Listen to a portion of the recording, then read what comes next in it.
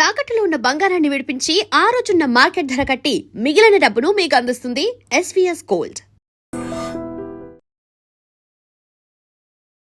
నమస్తే, welcome to I dream. నేను వలి. మంగ్లీ కేసులో సరికొత్త ట్విస్ట్ ఒకటి బయటకు వచ్చింది. డీసీపీ ముత్యంరెడ్డి గారు మాట్లాడారు. రమావత్ మధు అరెస్ట్ అయ్యాడు, అతన్ని కస్టడీలోకి తీసుకున్నాం. ఇప్పటి వరకు రమావత్ మధు ఈ కేసులో మంగ్లీకి సంబంధించి పాత్ర ఏమీ ఆయన బయట పెట్టలేదు అని మాట్లాడారు. అంటే ఈ కేసుతో మంగ్లీకి నిజంగా సంబంధం లేదా, లేకపోతే మంగ్లీకి సంబంధం లేదనే విధంగా ఏమన్నా ఒక డ్రామా జరుగుతోందా? దీని గురించి క్లియర్గా ఇన్ఫర్మేషన్ అందించడానికి స్టూడియోలో ఉన్నారు శేఖర్ భాషా. మాట్లాడదాం. భాషా గారు నమస్తే. భాషా గారు, ట్విస్టుల మీద ట్విస్టులు చూస్తున్నాం. మంగ్లీనేమో అసలు హైదరాబాద్లో ఉందా లేదా, దుబాయ్కి పారిపోయిందా అని ఇలాంటి చర్చలు కొంతమంది చేస్తూ ఉన్నారు. డీసీపీ ముత్యంరెడ్డి గారేమో మంగ్లీ పాత్ర అసలు ఉందో లేదో, అసలు ఒక్కటంటే ఒక్క క్లూ కూడా మాకు దొరకలేదు, మధుని ఇంకా కస్టడీలోకి తీసుకొని విచారించాలంటున్నారు. అసలు ఏం జరుగుతుంది, కేసు ఎటుపోతుంది అంటే ఎట్లా ఉందంటే చెప్పింది, తెలీదు, గుర్తులేదు, మర్చిపోయా, తెలీదు, గుర్తులేదు, మర్చిపోయా. అదే సినిమాలో, అదుర్స్ సినిమాలో ఆ టైప్లో. అంటే మంగ్లీ తమ్ముడు పారిపోయాడా లేదా, అసలు ఆయన ఈవిడి తమ్ముడేనా అనేది కూడా క్లారిటీ లేదట. ఇప్పుడు మధుని వీళ్ళు పట్టుకోవాలా, ఆయనే వెళ్ళి లొంగిపోయాడు. వీళ్ళు సాధించింది ఏం లేదు అక్కడ. వాళ్ళు చెప్పడం కూడా స్టేట్మెంట్ ఏంటి, మధు ఇచ్చిన వాంగ్మూలం ప్రకారం మంగ్లీకి దీనికి ఏం సంబంధం లేదు అని మాకు తెలుస్తుంది. అది చెప్పడానికేనయ్యా ఆయన లొంగిపోయింది. ఈ పాలిటిక్స్ అర్థం చేసుకోకపోతే ఎట్లా మనం? ఇప్పుడు ఇన్నాళ్ళు లొంగిపోని మధు, ప్రధాన నిందితుడు మధు, మంగ్లీ మీద ఆరోపణలు రాగానే టక్కుమని వచ్చి లొంగిపోతాడు. మంగ్లీ మీద ఎఫ్ఐఆర్ అయింది, తర్వాత హడావిడైంది, ఆవిడ ప్రెస్ మీట్ పెట్టింది, ఇదిగో నా తమ్ముడు చూడండి ఎంత అమ్మాయి కూడా ఎంత సొత్తపోస్ట్ చూడండి, చూడండి డబ్బులు కట్టేసే నోట్ల కట్టలు లెక్కేసే ముఖం అండి ఇది అని చెప్పి బాధపడింది. ఆ బాధ తట్టుకోలేక సదరు రమావత్ మధు గారు, అయ్యో మంగ్లీ అక్క మీద అనవసరంగా నిందలేస్తున్నారు జనాలందరూ కూడాను, అయ్యా ఆవిడకి ఏం సంబంధం లేదు, నాదే తప్పంతా అని చెప్పి ఇన్ని వందల కోట్ల స్కామ్కి కారకుడైన ఆ మధు సడన్గా అక్క మీద ప్రేమతోటి ఆయన లొంగిపోయే ముందు కూడా ఒక వీడియో రిలీజ్ చేశారండి. ఆయన ఒక రూమ్లో కూర్చొని మాట్లాడారు. అంటే ఆ వీడియో రిలీజ్ చేయడానికి కారణం కూడా ఏంటంటే, మంగ్లీకి ఏమాత్రం సంబంధం లేదని చెప్పి ఒక వీడియో నీ అంతటి నువ్వు రిలీజ్ చేయి అని బలవంతంగా చెప్పి. సార్, ఇప్పుడు మీడియాకి పోలీస్కి ఉన్న తేడా ఏంటంటే, మీడియా ఆయన పలానా మాట చెప్పాడు అని చెప్తాం. ఇప్పుడు రమావత్ మధు పలానా మాట చెప్పాడు అని మీడియా చెప్తారు. పోలీసులు అది కరెక్టా కాదా, వీడి ఫైనాన్షియల్ ట్రాన్సాక్షన్స్ ఏంటి, వీడి ఫోన్ కాల్స్ ఎక్కడెక్కడికి పోయినాయి, ఈ డబ్బులు ఎక్కడెక్కడి రెక్కలు చెగిరినాయి అని కదా వాళ్ళు చేయలేదు. మధు గారి వాంగ్మూలం ప్రకారం మంగ్లీ గారికి దీంట్లో ఎటువంటి సంబంధం లేదు. అది న్యూస్లో ఉంది తప్ప పోలీస్ ఇన్వెస్టిగేషన్లో లేదు. పోలీస్ ఇన్వెస్టిగేషన్ అంటే తట్టి ఆడి దగ్గర నుంచి నిజాలు రాబట్టడం.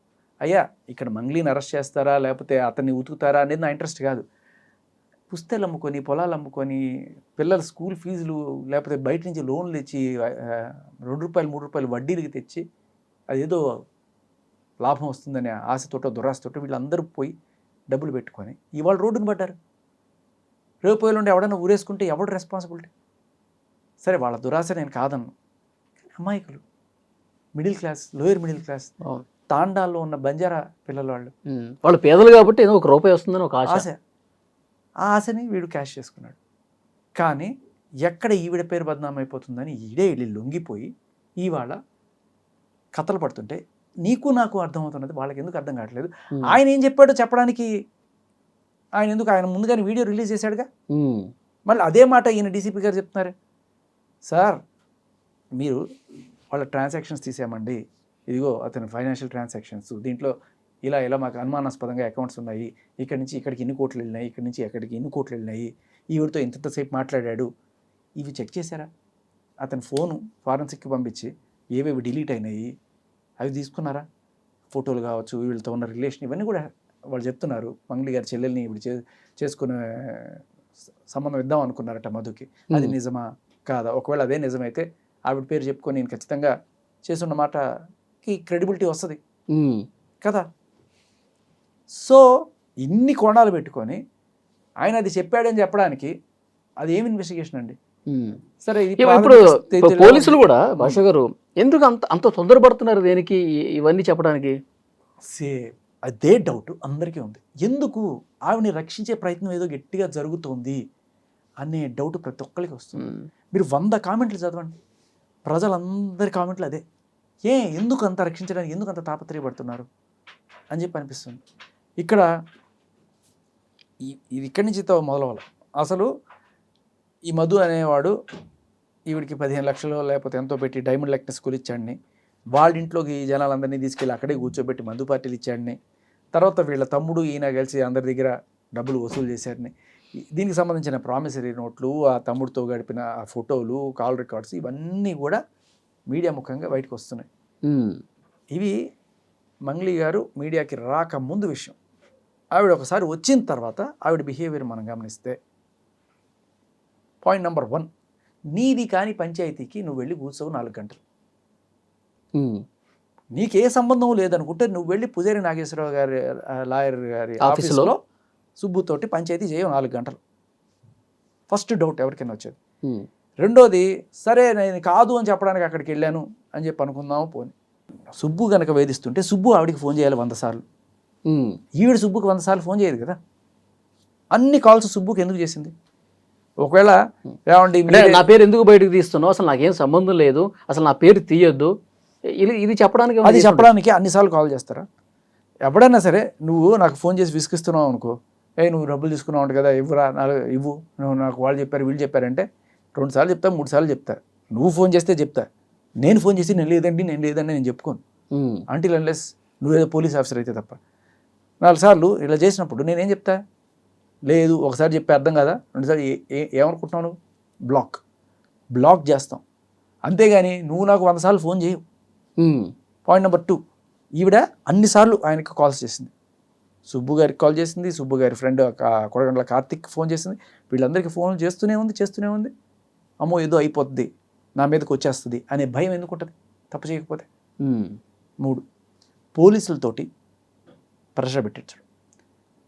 ఈయన పెట్టిన ఎఫ్ఐఆర్, ఈయన అంటే ఫస్ట్ కోర్టు ఇస్తా అన్నారట, ఒప్పుకోకపోతే కొట్టిస్తా అన్నారట. అది కూడా భయపడకపోతే ఏదో యాక్సిడెంట్లో పోతావు, నీ కేసు లేకుండా మేము చేసుకోవచ్చు, పోలీసులు డబ్బులు పడేస్తే ఇదే అయిపోద్ది అని చెప్పి మాట్లాడారు. ఇది కూడా అదే ఆఫీస్లో జరిగిందా? అదే ఆఫీస్లో జరిగింది అని ఈయన కంప్లైంట్ ఇస్తే A5గా పోలీసులు ఈవిని నమోదు చేశారు. అలా చేసిన పోలీసులు ఆ నెక్స్ట్ రోజు ఈవిడ సజ్జనర్ గారిని కలవడం, ఆ ఫోటో పెట్టడం, వెంటనే ఈ సుబ్బు గారికి తగిన సన్మానం పోలీస్ స్టేషన్లో జరగడం, ఇవన్నీ మనం చూసాం. అప్పటిదాకా ఒక టోన్లో మాట్లాడిన పోలీసులు సుబ్బు గారితో ఆ నెక్స్ట్ రోజు టోన్ మారిపోయింది. ఆ బాధితులందరూ ఎవరైతే రోడ్డును పడి పోలీస్ స్టేషన్కి వస్తే వాళ్ళందరికీ డ్రంక్ చెకింగ్ చేస్తూ ఉంటారు. అంటే ఏంటి, బాధితులను భయపెట్టి అక్కడి నుంచి పోయేట్టు చేసే పనికి పూనుకున్నారా పోలీసులు అనే డౌట్ రాకపోవడం. సో మంగ్లీ గారు పోలీస్ సిస్టమ్ ద్వారా బాధితులను చెదరగొట్టే ప్రయత్నం చేశారు. ఒక పక్క, ఇంకో పక్క నేను బాధితుల పక్షాన్ని నిలబడతానండి. నిజంగా నువ్వు బాధితుల పక్షాన్ని నిలబడేటైతే నువ్వేం చేస్తావు? ఏ ఇంట్లో అయితే పార్టీకి పిలిచి వాళ్ళందరినీ చేశారు, ఎందుకు ఆవిడ ఇంట్లో పార్టీ ఇచ్చారంటే ఆవిడ ఉండదంట ఆ ఇంట్లో, అప్పుడప్పుడు వచ్చి మేకప్లో అవి చేసుకుని వెళ్తూ ఉంటుందంట ఈ షూట్స్ కోసం. మిగతా టైంలో అంతా ఖాళీగా ఉంటుంది కాబట్టి వాళ్ళందరూ వచ్చి ఆ రోజున నా తాళాలు తీసుకుని వెళ్ళి పార్టీ చేసుకున్నారు. మరి ఇప్పుడు ఏ బిడ్డలైతే, ఏ బంజారా బిడ్డలు, ఏ తాండా బిడ్డలు అయితే రోడ్డున పడ్డారో వాళ్ళు 3 రోజులకు ఒకసారి స్నానం చేస్తూ బట్టలు కూడా అవే ఉతుక్కొని మళ్ళీ వేసుకుంటూ చెప్పులు లేకుండా రోడ్డును తిరుగుతున్నా మీ బంజారా బిడ్డ, నేను బంజారా బిడ్డ అని చెప్పుకుంటున్నావే, వీళ్ళు బంజారా బిడ్డలని నీకు గుర్తురాట్లేదా? బంజారా బిడ్డలకి నేను న్యాయం చేస్తా అనే కోణంలో ఎక్కడ మనకి వాళ్ళకి ఈవిడ సపోర్ట్ అందిస్తున్నట్టు కనబడకపోగా, ఈ బంజారా బిడ్డ అనే మన బంజారా హిల్స్ బిడ్డ ఆవిడ ఎంత చక్కగా ఆ బంజారా బిడ్డ అనే పదాన్ని రాజకీయానికి వాడుకుంటుంది గమనించండి. ఇప్పుడు బంజారా బిడ్డలు అంటే వాళ్ళకి రిజర్వేషన్స్లో కావచ్చు, వాళ్ళకి ఎందుకు మనం అంత ప్రిఫరెన్స్ ఇస్తామంటే పేదవాళ్ళు, వాళ్ళు బాగుపడాలి అని. ఈవిడికి 10 లక్షలు 15 లక్షలు తీసుకుని ఈవిడ పేద, ఈవిడికి బంజారా బిడ్డ రాజకీయం ఎలా పనిచేస్తుంది? కాదు కదా. ఈవిడ బంజారా హిల్స్ బిడ్డ, బంజారా బిడ్డ కాదు. కానీ అవసరం వచ్చింది కాబట్టి ఆ కార్డు బయటికి తీస్తాం, అయ్యో నేను బంజారా బిడ్డని. తర్వాత ఆడబిడ్డనండి అంటే ఆడబిడ్డకు ఒక న్యాయం. నువ్వు ఆడబిడ్డే, ఈడబిడ్డ కాదు నిజం చెప్పాలంటే. ఆంధ్రాలో అనంతపూర్లో గుత్తి అనే ప్లేస్ దగ్గర ఉన్న తాండా మీది, అక్కడి నుంచి ఇక్కడికి వచ్చి ఇక్కడ V6 ఆ ఛానల్స్లో తెలంగాణ యాస నేర్చుకొని అక్కడి నుంచి ఆ పాటలు పాడి చేసుకొని తెలంగాణ ప్రజలు నువ్వు మా బిడ్డే అన్నంత నెత్తిన పెట్టుకున్నారు. గద్ర వాట్స్ కూడా పాటించారు నిన్ను, ఇంత చేశారు. సో నువ్వు బంజారా బిడ్డ కాదు, బంజారా హిల్స్ బిడ్డ, ఆడబిడ్డ అంటే ఆడబిడ్డే, ఏడబిడ్డ కాదు. కానీ ఈ రెండు రాజకీయాలు చేసుకుంటూ ఎంత చక్కగా ముందుకెళ్దాం అనుకున్నావు. జనాలు నీ రాజకీయాలు నమ్మల. ఓకే, నెక్స్ట్ 4వ పాయింట్, బంజారా ఆడబిడ్డ అయిపోయిన తర్వాత శ్రీముఖి బిగ్ బాస్, సంబంధం లేని విషయం. అయ్యా ఎవరు ఎంత తీసుకున్నారు, ఎలా తీసుకున్నారు, నాకేమన్నా తెలుసా, నేనేమన్నా చేయగలనా, ఇది ఉండాలి తప్ప. సుబ్బు రాత్రిపూట కల్లో ఏమైనా ఊహించుకుంటాడు, సుబ్బు ఏ కలర్ బనీన్ వేసుకుంటాడు, సుబ్బు ఎక్కడికి పోదాం అనుకుంటాడు, మనకెందుకు? అసలు కేసుకి ఏమన్నా సంబంధం? ఏమీ సంబంధం లేదు. సో ఇవన్నీ చూస్తే ఎవరికైనా ఏమనిపిస్తుంది, నరమానవుడికి ఎవరికన్నా సరే, ఈవిడ పాయింట్ మాట్లాడకుండా she's beating around the bush. అంటే కాసేపు బంజారా బిడ్డ ఆడబిడ్డ అంటది, కాసేపు సుబ్బు బిగ్ బాస్ కోసం లేకపోతే శ్రీముఖ్ కోసం అంటాడు. పొంతన లేని విషయాలు మాట్లాడుతుంది. మీరు ఏదో ఒక వీడియోలో చూశానండి, 2018 అనుకుంటా, అప్పట్లో నేను బాంబేలో India West Indies match international series జరుగుతుంది, దాని కామెంటరీ చెప్పాను. వెంకటపతిరాజు గారు నేను కామెంటరీ టీంలో ఉండే. ఆ టైంలో త్రూ సమ్ లింక్ నాకు ఇక్కడ ఒక ఈవెంట్ ఉంది ఖతార్లో, తెలుగు ఈవెంట్, దానికి మీరు హోస్టింగ్ చేస్తారా అని అడిగారు. ఓ బ్రహ్మాండంగా చేస్తా అని చెప్పి అదే అక్కడ ముగించుకొని అక్కడే అరేబియా సముద్రం ఇటుపక్క ఎక్కి అటుపక్క దిగా ఖతార్ దిగాం. అక్కడ బిత్రి సత్ గారు, పూర్ణ గారు, మంగ్లీ గారు, ఇంకా కొంతమంది సింగర్స్, వీళ్ళందరూ కూడా అక్కడ దాంట్లో పార్టిసిపేట్ చేస్తున్నారు. నేను యాంకరింగ్ చేస్తున్నా, ఒక్కొక్కరిని ఇంట్రడ్యూస్ చేయడము రావడం. అలా మంగ్లీ గారు ఆవిడ రావడం, రేలా రేలా పాట పాడడం. అయితే అక్కడ ఏంటంటే జనాలు అసలు తొలగిపోయారు ఆ పాటకి. ఓహో, చింపుకున్నారు అంతే, ఓ రేంజ్లో మామూలుగా లేదు అసలు. కానీ నాకు అక్కడ అది యాజ్ ఇట్ ఈస్గా పాటని సీడీలో ఎలా ఉందో యాజ్ ఇట్ ఈస్ అదే రకంగా అక్కడ వచ్చింది అని ఒక చిన్న ఇది వచ్చింది. అంటే స్టేజ్ మీద ఉన్నాను కాబట్టి అక్కడ లిప్స్ కదలికే ఉంది, సీడీ పెట్టేశారన్న డౌట్ వచ్చి అడిగా. అంటే ఇది నార్మల్ ప్రాక్టీసేనండి, చాలాసార్లు సింగర్లు పాడరు, ఇలాగే చేస్తారు ఓహో అని చెప్పారు. సో సర్లే అనుకున్నా, చాలామంది అలాగే చేస్తారు. తర్వాత నాకు కూడా తెలిసింది కొంతమంది సింగర్స్ ఇలా చేస్తారు అనే విషయం. సరే అక్కడ అయిపోయింది. ఇప్పుడు అక్కడ మంగ్లీ కూడా లిప్ సింకేనా అనే అనిపించింది. ఓకే, అంటే వాళ్ళని అడిగితే వాళ్ళు అదే చెప్పారు, అక్కడ సీడీ ప్లే చేస్తున్నారు. తర్వాత అయిపోయింది. ఏదో మమ్మల్ని అందరినీ కూడా సరదాగా తీసుకెళ్లారు ఆ బీచ్, అక్కడ సీలేన్ బీచ్ అని ఒకటి ఉంది, అది చూపించారు. ఆ ఒంటెలు ఎక్కించడము అవన్నీ చేసి అయిపోయింది. తర్వాత పెట్టబడ సర్దుకొని ఆవిడకి వాళ్ళు వేర్ బ్యాక్. నేను వచ్చేసిన తర్వాత ఆర్గనైజర్ నాకు ఫోన్ చేశారు. అండ్ మీరు పరిచయం ఉంటారు కదా, ఆవిడ కొంత అమౌంట్ తీసుకుంది మా దగ్గర. కొంత అమౌంట్ అంటే ఇప్పుడు ప్రోగ్రామ్ చేసినందుకు ఇస్తారు కదా, ఆ అమౌంట్ కాకుండా ఆ అమౌంట్ ఆల్రెడీ తీసేసుకుంది. ఓకే, అది స్టేజ్ ఎక్కక ముందే తీసేసుకుంటారు. బట్ తర్వాత ఏమవుతుందంటే ఈ ఖతార్లో షాపింగ్ చేసుకోవడం కోసం, దోహాలో షాపింగ్ చేసుకోవడం కోసము కొంత అమౌంట్ తీసుకున్నారు. కొంతమంది ముందుగానే తీసుకుని తర్వాత పంపించేస్తారు ఆ అమౌంట్. సో ఆ రకంగా కొంత అమౌంట్ అక్కడ, అంటే ధీరమ్స్ ఏవో ఉంటాయి, మన రూపీస్ చెల్లవు కాబట్టి అక్కడ నేను ధీరమ్స్ తీసుకుని, అక్కడ షాపింగ్ చేసుకోవడం కోసం ధీరమ్స్ ఇస్తారు. సో నేను కూడా అట్లాగే నా డబ్బులు ఇచ్చి కొన్ని ధీరమ్స్ తీసుకున్నాను. ఏమీ డబ్బులు ఇవ్వకుండా వాళ్ళ ధీరమ్స్ తీసుకొని ఇచ్చేస్తానని చెప్పినట్టున్నారు. ఇచ్చారో లేదో కూడా తెలియదు నాకు. బట్ ఒక వారం రోజుల లోపలే నాకు ఫోన్ చేసి ఇట్లా సమ్ అమౌంట్ తీసుకున్నారు షాపింగ్ కోసం అని అడుగుతుంటే, నీ బిడ్డకి ఇచ్చాను అనుకో, నీ బిడ్డకైతే ఇవ్వవా అనే మాటలు అన్నారు అన్నట్టుగా కూడా వాళ్ళు చెప్పడం జరిగింది. మీరు ఒకసారి అడగండి, మీకు తెలుసు కదా అంటే, ఇచ్చేది మీరు, అడగమని ఏందన్నా, నాకు అంత కనెక్షన్ లేదండి, మీరు తెలుసుకోండి అని చెప్పి అది. సో మేబీ తర్వాత ఆవిడ పంపించుండొచ్చు, లేకపోతే ఏమైందో తెలీదు. ఓకే, ఫస్ట్ నాకు మంగ్లీ గారితో ముఖాముఖి పరిచయం అక్కడ. ఓకే, అది సరే. కమింగ్ బ్యాక్ టు హియర్, ఇన్ని పక్కన పెట్టేద్దాం. అందరికీ అన్నిటికంటే ప్రధాన డౌట్, ఏ సాక్ష్యాలు అక్కర్లా, మంగ్లీ గారి మీద ఎప్పుడైతే ప్రెషర్ పడిందో, మంగ్లీ గారు ఇది చేశారు అని చెప్పి జనాలందరూ గట్టిగా మాట్లాడడం, అన్ని మీడియా ఛానల్స్లో రావడం, అంతా ఇదైపోయేటప్పటికీ ఇమ్మీడియట్గా ఈ మధు రామావత్ అనేటోడు వెళ్ళి లొంగిపోతాడు. ఏమనాలి దీన్ని? అన్నిటికంటే పెద్ద డౌట్ కారణం ఇదే. ఇన్నాళ్ళు లేనివాడు సడన్గా వచ్చేసి పోలీస్ స్టేషన్లో లొంగిపోతాడు. ఎందుకు? అంటే బ్యాక్ ఎండ్లో ఏదో జరిగింది. ఏమనిపిస్తుంది? నువ్వు వెళ్ళి లొంగిపోరా అబ్బాయి పోలీసులకి, మేము ఏదో మేనేజ్ చేస్తాం, నేను బయటికి సేఫ్గా తీసుకొస్తాం, నువ్వు వెళ్ళి లొంగిపో, లేకపోతే ఇది పెద్దది అవుతుంది, నువ్వు వెళ్ళి లొంగిపోయి అంత మంగ్లీకి ఏం సంబంధం లేదని చెప్పు. అంతే కదా. లేకపోతే అన్ని స్కాములు చేసేవాడు పోలీస్ స్టేషన్కి వెళ్ళి నేను ఒక అయ్యో ఆవిడ మీద అనవసరంగా వేస్తున్నారండి అని చెప్పి ఆడు ఒక క్రిమినల్ వెళ్ళి ఇది చెప్పడం, పోలీసులు నమ్మడం, అది మనకి చెప్పడం. సరే వాడు ఏదైనా చెప్పనివ్వండి, మంగ్లీకి సంబంధం లేదని చెప్పనివ్వండి, మంగ్లీ పేరుని మేమే కావాలని వాడి డబ్బులు కక్కుర్తిపడి మేమే తీసుకున్నాం అని చెప్పనివ్వండి, కానీ నిజం అనేది ఒకటి ఉంటుంది, పోలీసులు నిష్పక్షపాత విచారణ అనేది ఒకటి ఉంటుందిగా. అదే కదా జనాలకి ఇప్పుడు డౌటు. నిష్పక్షపాత విచారణ ఎక్కడుందయ్యా? ఎక్కడ జరుగుతుంది? ఒక్క అడుగు పోలీసులు ఇప్పటిదాకా చేసిన వాటిలో ఒక్క అడుగు బాధితులకి న్యాయం చేశారు, లేకపోతే చేసే కోణంలో అడుగు వేస్తున్నారని ఒక్కటి చూపించు.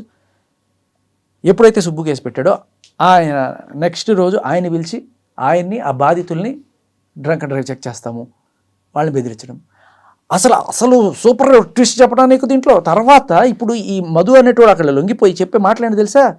సార్ మంగ్లీకి ఏం సంబంధం లేదు సార్, వీళ్ళున్నారే ఆ బాధితులను చెప్పుకొని అక్కడ తిరుగుతున్నారే వాళ్ళే సార్, వాళ్ళే అసలైన వీళ్ళు. హేమకాంత్ రెడ్డి. ఇప్పుడు ఈయనేమంటాడు? వీళ్ళందరూ తప్పించుకొని పారిపోయారు, వీళ్ళందరినీ పట్టుకొచ్చి అరెస్ట్ చేస్తే కానీ నిజాలు బయటికి రావు. అంటే ఏంటి? ఇప్పుడు నువ్వు బాధితులనే అరెస్ట్ చేస్తావు అనమాట, నిందితులను వదిలేసి. A5 మంగ్లీ గారిని వదిలేసి ఈ బాధితులందరినీ కూడా ఇప్పుడు అరెస్ట్ చేస్తారనమాట. ఎందుకు? Just because Madhu said it. Madhu Mangli గారు తప్పలేదు. ఎవరు నిజమైన బాధితులు, ఎవరు నిజమైన నిందితులు అనేది విచారణలో కదా తెలిసేది. అదే అంటున్నా, విచారణ మధు గారు చెప్తారు. మధు గారు ఏమంటే అది, మధు గారు ఇదిగో వలి, ఇదిగో శేఖర్, ఇదిగో ఆయన సంతోష్, వీళ్ళందరూ కూడా వీళ్ళు నాతో పాటు ఉన్నారండి అంటే వేసేస్తావా లోపల? ఆవిడికి మంగ్లీ గారికి ఏ రకమైన సంబంధం అంటే లేదు, ఆయన చెప్పాడు కాబట్టి లేదు. వాళ్ళ తమ్ముడు అంటే అసలు ఆయన తమ్ముడు కదా మాకు తెలియదు. ఏంటి సార్ ఇది? ఇవన్నీ దీనికి తోడు సజ్జనార్ గారితో ఫోటోలు పెడుతుంది, డీజీపీ గారి దగ్గరికి వెళ్తుంది, ఈవిడ కావాలంటే నార్సింగ్లో ఒక కేసు, పంచకోటలో ఒక కేసు, ఇన్ని కేసులు పెట్టి వీళ్ళ మీద అమాయకులు వాళ్ళు బతుకు తెరువు లేని పాపం చేసుకుంటూ ఏదో మిడిల్ క్లాస్ వాళ్ళు వచ్చి చేసుకుంటుంటే వాళ్ళని బెదిరించే కార్యక్రమం జరుగుతుంది తప్ప ఎక్కడ సార్? నేను అడుగుతా, నార్సింగి పిఎస్లో మీరు కేసు పెట్టారు, నార్సింగి పిఎస్లో వాళ్ళు వెంటనే ఇది జరిగిందా, మంగ్లీ గారిని సుబ్బు అనేటోడు మానసికంగా వేధించాడు, బెదిరించాడని చెప్తున్నారు, నిజమేనా అని చెప్పి ఆ కార్తీక్ గారికి ఫోన్ చేయడము, ఆయన రమ్మని చెప్పడము, ఆయన స్టేట్మెంట్ తీసుకోవడం, ఇటువంటివన్నీ చేశారు. అది బయటకు వచ్చింది. ఓకే. సో ఆవిడిచ్చిన కంప్లైంట్ మీద పోలీసులు చిత్తశుద్ధితోటి పనిచేస్తున్నారు. మరి సుబ్బు గారు ఇచ్చిన కంప్లైంట్ మీద పోలీసుల చిత్తశుద్ధి ఏది? ఇప్పుడు మీ స్టేషన్కి కరెక్ట్గా 100 మీటర్ల దూరంలో ఉన్న పూజారి నాగేశ్వరరావు గారి ఆఫీస్కి మీరు వెళ్ళి అక్కడ సీసీటీవీ ఫుటేజ్ కానీ అక్కడున్న ఆ రోజు ఆ మీటింగ్లో ఉన్నారని చెప్తున్న పెద్దలు, ఆ చుట్టుపక్కల ఉన్న వాళ్ళు, వాళ్ళ స్టేట్మెంట్లు తీసుకున్నారా? చెప్పాలి కదా. ఇప్పుడు మామూలుగా చెప్పాల్సిన అవసరం లేదు. ఒక ఇన్వెస్టిగేటింగ్ ఆఫీసర్ నేను ఏం చేస్తున్నాను మీకు ఎందుకు చెప్పాలి, కేసు అయిపోయిన తర్వాత చెప్తా, ఛార్జ్ షీట్ వేసేటప్పుడు ఇస్తా, చూసుకోండి చదువుకోండి అంటాడు. మామూలుగా చెప్పాల్సిన పని లేదు. ఇప్పుడు మీ మీద నింద పడ్డది సార్, ఎందుకు మీరు వచ్చిన వాళ్ళకి డ్రంక్ డ్రైవ్ టెస్ట్ చేయాలని చెప్పి హైకోర్టు కూడా మిమ్మల్ని అడుగుతోంది. అంటే ఇప్పుడు మీరు జనాలకి నిష్పాక్షికంగా వ్యవహరిస్తున్నారని చూపించాల్సిన బాధ్యత పోలీస్ డిపార్ట్మెంట్ మీద ఉంది. ఉందా లేదా? ఏమనుకుంటారు? లేకపోతే నాకు చూపిస్తే చూపించండి. వీళ్ళు పరారీలో ఉన్నారని చెప్తున్నారు కదా, ఈ హేమకాంత్ రెడ్డి కావచ్చు, తర్వాత ఆ భరత్ చౌహాను, శైలజ చౌహాను, వీళ్ళ తమ్ముడు శివ, తమ్ముడు కాదు కూడా ఇంకా క్లారిటీ ఇవ్వలేదు డీసీపీ గారు. మరి ఇన్ని రోజుల నుంచి ఇది అంతా వారం రోజులుగా జరుగుతోంది, ఇన్ని రోజుల నుంచి వాళ్ళని ఎందుకు పట్టుకోలేకపోతున్నారు పోలీసు? సార్ ఈ హేమకాంత్ రెడ్డి అనే నిన్న మొన్న కూడా ఇంటర్వ్యూలు ఇస్తున్నాడు సార్. ఇచ్చాడు, అన్ని ఛానల్స్కి ఇచ్చాడు కదా. ఈ పోలీసుల ఫార్మాట్ ఎలా ఉంటుందంటే పట్టుకొని వాళ్ళని అబ్స్కాండ్ రాసుకుంటారు వాళ్ళు. మీకు ఫర్ ఎగ్జాంపుల్ ఆ మధ్యకాలంలో హర్షసాయి కేసు గుర్తుండి ఉంటే ఉంది, ఆ టైంలో హర్షసాయి మీద ఎవరైతే కేసు పెట్టడానికి వెళ్ళిందో ఆవిడికి సంబంధించిన బోల్డ్ అన్ని రికార్డ్స్ వచ్చాయి. నాకు డబుల్ పార్టిసిపేట్ ఉందని, నేను ఏది ఎవడో లిక్కర్ షాప్ ఓనర్ ఆడు చచ్చిపోతే ఆడి కొడుకుకి అది రాకుండా అడ్డుపడి మొత్తం సహా చేశాను, ఇలా రకరకాలు. అసలు నీ కళ్ళు కిష్ణుడిలా ఉంటాయి, నువ్వు దా ప్రకాష్ దా అన్నట్టుగా అన్ని లింకులు వచ్చినాయి. వచ్చినప్పుడు మనం దాన్ని బట్టి మీడియాలో గట్టిగా అడిగాం. అడిగితే అడిగిన దానికి మన మీద కేసు పెట్టారు పోలీసులు. ఈ సాక్ష్యాలు చూపించి ఇది ఉంది సార్, ఇలా డబల్ పాస్పోర్ట్ ఏమిటి, ఇవన్నీ తప్పు కదా, మీరు ఎంక్వైరీ చేస్తారా లేదా అని అడిగితే ఈవిడకున్న పరపతితోటి సేమ్ ఇప్పుడు ఈ ఎలా వాడుతున్నారు పోలీసు పరపతిని, అప్పుడు వాడు మన మీద కేసు పెట్టారు. కేసు పెట్టి నేను ఇట్లాగే ఇంటర్వ్యూలు ఇస్తూనే ఉన్నా, నా పేరు అక్కడ పెట్టేసి ఒక 50 మంది 100 పేర్లో పెట్టాలండి, మీడియా అందరి పేర్లు. మొన్న అనసూయ పెట్టల ఒక 70 మందిని అలా పెట్టి అందులో ఏదో ఒక ప్రముఖ స్థానంలో నన్ను పెట్టి A4 A5 పెట్టి అబ్స్కాండ్ అని రాసుకుంటారు అన్నమాట వీళ్ళు ఫస్ట్. వాళ్ళ పద్ధతి అది, ఓకే, పోలీస్ మోడస్ ఆపరండి అది. సో అంతమంది వాళ్ళు రాశారన్నంత మాత్రం వాళ్ళు తప్పించుకొని పారిపోయినట్టు కూడా కాదు. కానీ ఇక్కడ పోలీసులకి చిత్తశుద్ధితోటి వ్యవహరిస్తున్నారు అనే విషయం జనానికి ఎక్కడ తెలుస్తుంది? ఇలా అయితే డిపార్ట్మెంట్ మీద నమ్మకం ఎక్కడ ఉంటుంది ప్రజలకి? ఓకే, వందల వేల మంది రోడ్డున పడ్డారు సార్. వాళ్ళకి న్యాయం చేయమని చెప్పి అడుగుతుంటే వాళ్ళ పక్షాన మీడియా ప్రజలు అందరూ గళమెత్తి మాట్లాడుతుంటే, గళమెత్తి అంటే రోడ్డు మీదకి రాకర్లా, ఇప్పుడు ఏ ఛానల్ అయినా తీసుకో దాని కింద కామెంట్స్ చూడు. అలా ఉన్నప్పుడు ఏం చేస్తున్నారు పోలీస్ వ్యవస్థ? ఆవిడకి ఏం సంబంధం లేదండి, ఆవిడ తమ్ముడికి ఏం సంబంధం లేదండి, మధు గారు చెప్పారండి కాబట్టి ఆ హిమకాంత్ రెడ్డి దొంగండి, వాడిని పట్టుకుంటే మాకు తెలుస్తాయండి. బాధితుడిని ముద్దాయం చేసి నిందితుడిని చేసి వాళ్ళని భయపెట్టి భయభ్రాంతులు చేసి తరిమేసే ప్రయత్నం జరుగుతుంది ఇక్కడ. ఓకే, ఇప్పుడు సజ్జనార్ గారిని మంగ్లీ కలిసిన తర్వాత మొత్తం పిక్చర్ మారిపోయింది అని చెప్పేసి అంటున్నారు. అంటే సజ్జనార్ గారే మంగ్లీ పక్షాన ఉన్నారని చెప్పి ఈ కింద ఉన్న పోలీసులందరూ కూడా భావిస్తున్నారా ఏంటి? నమ్మచ్చు. ఇప్పుడు ఎందుకంటే సజ్జనార్ గారు డైరెక్ట్గా ఫోన్ చేయక్కర్లా. అమ్మో పెద్ద ఆయనతో ఫోటో ఉందంటే మేబీ ఆయన ఈ ఫ్యాన్ ఏమో, మంగ్లీ గారి పాటలు అంటే చాలామందికి ఇష్టం. ఆ కోణంలో ఎందుకు మనకు వచ్చిన గోల, ఏదైనా అయితే ఆయన మనకి ముట్టికాయలు వేస్తారు, లేకపోతే ట్రాన్స్ఫర్లు అవుతాయి, ఏదో జరుగుతాయి, ఎందుకు వచ్చిన గోల, మనం బ్రీత్ అనలైజర్ చేద్దాం. ఏమో అదే డౌట్. క్రానాలజీ ఆఫ్ ఈవెంట్స్ అంటే దీని తర్వాత ఇది, దీని తర్వాత ఇది జరుపుకుంటూ వచ్చాయి. ఆయనతో ఫోటో దిగడం, వెంటనే బ్రీత్ అనలైజర్ టెస్ట్ చేయడం, తర్వాత వీడు మీటింగ్ పెట్టడం, నేను ఆడబిడ్డని బంజారా బిడ్డని అని చెప్పి ఆడవడం, ఆ తర్వాత బంజారా నాయకులు రావడం, మంగళికి మేమన్నా ఉండడం, తర్వాత వెంటనే మధు రావడం, ఆయన సరెండర్ అయిపోవడం, ఇవన్నీ చూస్తుంటే ఎంత చక్కగా. ఇప్పుడు డీసీపీ గారు తర్వాత వెంటనే డీసీపీ గారు రావడం, ఆవిడకి ఏం సంబంధం లేదు, మధు గారు చెప్పిన దాని ప్రకారం ఆయన ఏం చెప్తాడు, ఆయన తప్పించడానికే వచ్చాడయ్యా, ఆయన తప్పించడానికే వచ్చాడనే విషయం ప్రపంచానికి అంతా తెలిసే, మీకు తెలియకపోవడం ఏంటి? సో బాధితులు కూడా ఎవరన్నా మీ దగ్గర ఏదన్నా ఎవిడెన్స్ ఉంటే తప్పకుండా నన్ను కలవచ్చు, దాన్ని బట్టి మేము యాక్షన్ తీసుకుంటామని కూడా చెప్తున్నాడు డీసీపీ. మరి నమ్మచ్చంటారు?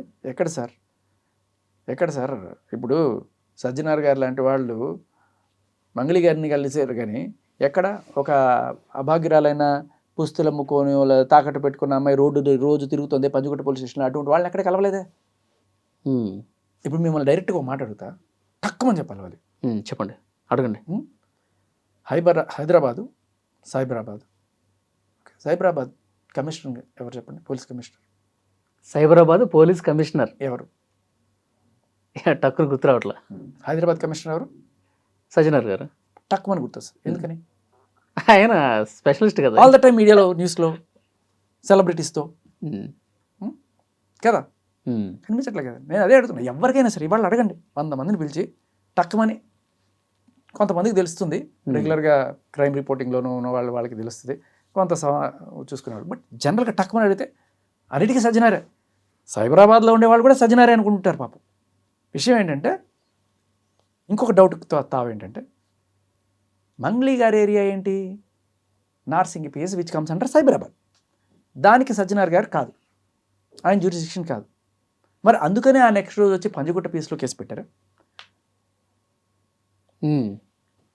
ఆయన పరపతి ఇక్కడ పనిచేస్తుంది కాబట్టి ఇక్కడ నెక్స్ట్ రోజు వచ్చి అందుకు కేసు పెట్టారని డౌట్లు కూడా వస్తున్నాయి. ఇది కూడా కొంచెం డౌట్, అనుమానం ఎక్కువైంది. లేకపోతే నార్సింగ్లో కేసు పెట్టారు, మళ్ళీ ఇక్కడ కేసు పెట్టారు, ఎన్ని చోట్ల కేసులు పెడతారు?